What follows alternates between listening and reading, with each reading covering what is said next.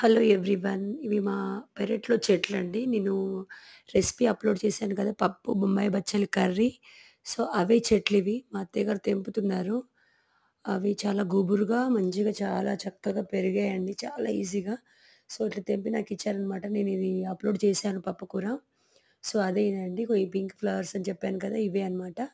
So, చాలా ఫ్రెష్‌గా ఉందండి. మనం ఏం మందులవి వేయకుండా మన ఇంట్లోనే పెరిగాయి కాబట్టి మీకు ఇంకొకటి అద్భుతం చూపిద్దాం అనుకున్నాను. అదేంటంటే రణపాల ఉంటుంది కదా! రణపాల చెట్టు ఆకు కింద పడి ఆకుకే వేర్లొచ్చాయన్నమాట. చిన్న చిన్న మొలకలుగా వచ్చాయి.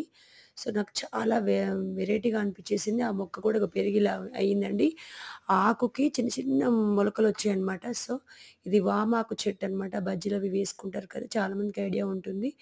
ఇంకా శంకుపూల చెట్టు, తులసి చెట్టు, ఇంకా నేనిది పెట్టా అనమాట. విష్ణు చక్రం పూలంటాం. మరి మీరేమంటారో తెలీదు. కామెంట్ చేయండి మీరేమంటారో.